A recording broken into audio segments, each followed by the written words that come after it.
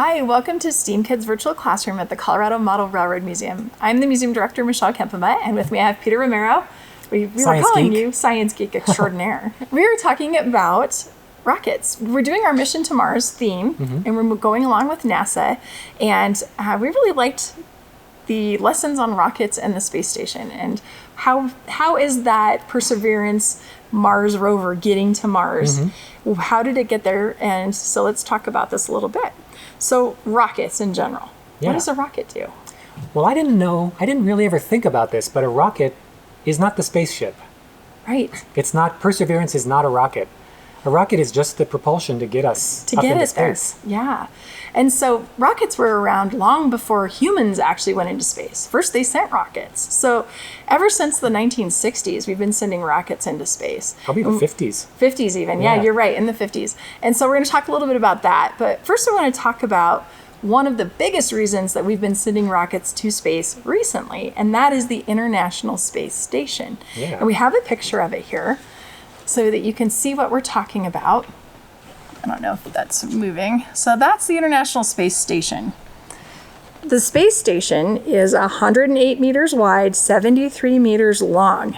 Now those are metrics. So if you think about it in American yards, if you took two football fields and put them next to each other, not lengthwise, but sideways, next to each other, you would have a football field and a football field like this. So it's that big. It's huge. Now, there's no rocket that could take that into space in one piece. No.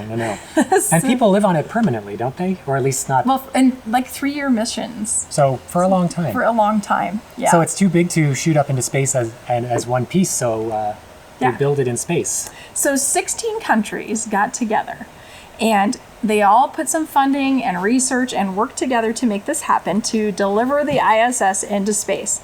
And it started in 1998, and the first crew got there in 2000. It's amazing. So here we are 21 years later, and it's still fully functional, and rockets are still going there, because you couldn't store enough food for 21 years on this, could you? You have to continually send supplies and parts, and they actually are still building onto it. Yeah. So it's component based. So you could always add another component and another piece on. And so it's neat. They can send up like a module and add it on, and now you have another room. So as they need things for research, they can send them up and add them on. And you can see the ISS go by at night sometimes. There's websites you can look at that tell you where it's going to be, right? Yes, and we could put a link to that. There is a NASA site that tells you what time to be outside in, actually, you can put your town in. And so we were looking at Greeley, Colorado, and in this month of February of 2021, you can see it 6 times, I think, that it'll cross over Colorado. And you can also see, there's a camera online where it shows you the feed from the ISS, so you can see the Earth going by. Yeah, and it's pretty quick. So I got to see it one night, and you could see it come up in the sky, and it literally moved like this fast. It's going fast. It goes around the Earth 9 times in one day, and that results in the astronauts aboard seeing the sunrise and sunset 16 times a day. Yeah. Because they're going like tens of thousands of miles an hour. Yeah, it's so fast. So fast. So it's just a neat station. And so let's talk about, they're going up there to do experiments in microgravity, see how plants grow, see what that does to human bodies.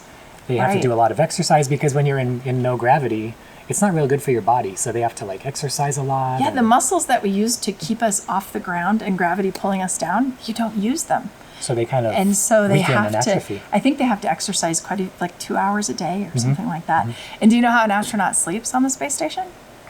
Standing up. Because you don't have to lay down. They actually just strap themselves in a little room where they can make it dark. Yeah, but they don't have to. I mean, there is no such thing as laying down. Who's to say? Right. Because whether it's like this or like that. There's no gravity to make you feel like you're laying down. So it's an interesting experience, I am sure. Another thing that I learned in researching this is that the waste that is created there, because they have food, they're going to have wrappers, they may have components that break and they need to get rid of that. Whenever a rocket delivers supplies, they will fill the part that delivers, because rockets are in stages, and we'll talk about that in a minute. But the last part that actually hooks to the space station, they'll fill it with their trash, release it, and it'll fall into the atmosphere and just burn away. Yeah.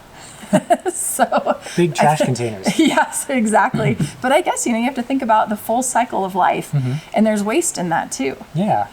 So I didn't know, like I was saying, that rockets are just the propulsion.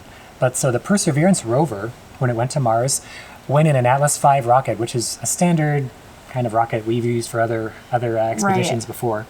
Yeah. And it's a 2-stage rocket, so that means that, like, the rocket starts out this big, and it shoots off. We could talk here. Let's look at the space shuttle. Even though if you could imagine the Mars, not the same kind, piece. but similar. Yeah.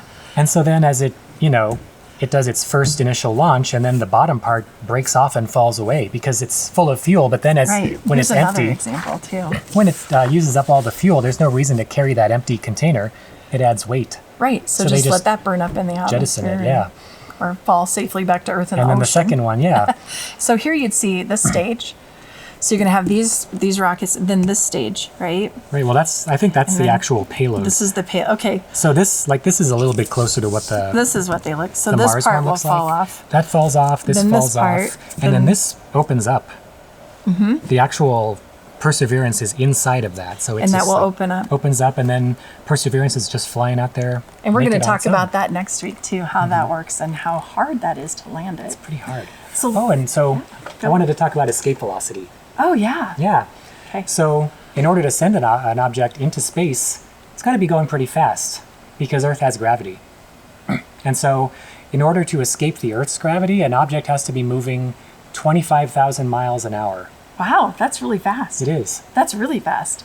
And I watched the launch of the Perseverance expedition, and the rocket got up to about 14,000 miles an hour within the first 10 minutes or so. Okay. And still continuing to accelerate. And it's still accelerated out.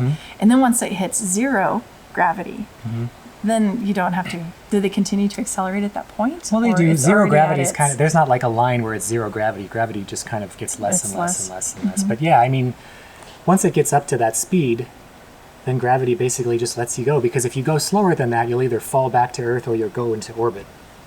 Right. So, and I think it did go into orbit first for a little while, and then it did another push. And then they sent it off. Sent it off. When it was in the right place at the right time. Remember the math that we talked about? The launch window to get it to Mars at the right time?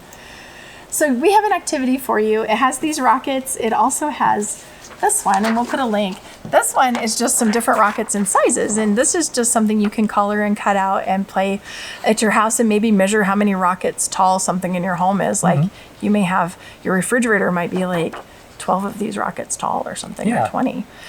It's just a good way you can to see play, the and you can do relative tallest sizes to and everything. shortest, and just to show you the different sizes of rockets. And then there's 3 rockets here I was just going to briefly talk about. These are just a color, right? Yep, these are coloring pages, but I was going to tell you a little bit of information about them. So the Proton rocket is a Russian rocket from 1965, and it was modern for its time, and it went up into space. And then the next year, in 1966, they came out with this one, and this one is the Soyuz. Soyuz. I think I'm saying that right. Nice. The Soyuz rocket, and I have my notes on here. This one can carry 3 people. Huh. This is the most used rocket ever. Over 1,700 of these rockets have gone into space.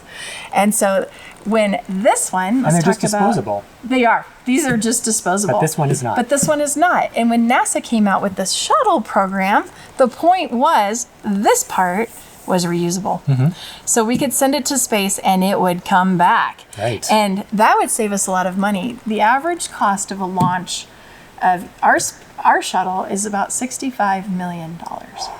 So it's really nice when a portion of that comes back and lands again, and you no can small use task it to again. do that, but it's worth it. But now they've found other ways to do things, and this was retired in 2011. And so during the time of 2011 to when SpaceX did one last year, remember they sent people up last year? The Soyuz rocket was used during the time that this was retired to when SpaceX stepped into the picture. That old Russian rocket. This old Russian rocket from 1966 is such a good piece of technology, it's still used. Wow. So I didn't know that. So now you can color these and have a fun activity at home for that. So we have another art activity, kind of blending science with art and all that stuff, which is tangrams. Tangrams are like little triangles and squares that you cut out, and you can assemble into a rocket. So we're going to do that. And what I like about it is that our rockets are in phases, and they come apart in those pieces that we talked about, the stages. And to me, this art kind of shows that piece of science in stages and pieces and the components. And if you think about what a rocket or a shuttle looks like, it's a whole lot of geometric shapes all put together. So NASA has made this coloring page. It's available on our site. So I colored mine before I cut them out. And there's two different ones. So the difference between them is if you want lines to help you, or if you really want a challenge, you cut these pieces out and make them fit in here. Yeah. This one gives you a hint as to what shape should be where. So you could try this first and then challenge yourself on this one. Yeah, and I made some larger ones just so they're easier to see for you on camera here. I'll move the space station over. I just made them out of some cardstock. So. And he made that out of just plain old construction paper. So gosh. Oh boy. Let's put this thing together. Okay. So all right, I know these ones go like this. Oh yeah, to build the main part of it. Yeah. Okay, I'll do this one because they make a. Let's put the nose of it over there. The nose goes this way? Okay. These ones So here's components to make the body. Let's set it up on the table. Okay. And then these are for the nose. Yeah, because they're smaller. Now, the nose is going to be the width here. So I know that this side's 2 of these equals this. So that would be. Let's throw another one of those in there. Okay. One more length. One more stage. Okay. Yeah, there we go. Yeah, and now I have these are the wings. Okay. I think the wings just go. They're going to go like this, aren't they? Right? Oh, no, I did it backwards. See, you got to pay attention to which side you're going to put on there. And then this stuff is just... And this is another stage. Back. This is the first stage, I think. This one would fall off first, and then you've got these 2 little feet on it, which are probably stages as well. Yeah.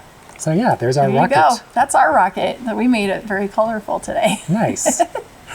So we hope you enjoyed learning about rockets, and try some stuff at home and see what you think. There's a lot of links, and if you go to that NASA webpage, there's a lot of things you can do, and you can check out the space station and see it live, look at the Earth and see where it's at. And we're only 1 week out from the landing of Perseverance. Yeah, that's really exciting. I went out on Monday night and saw Mars.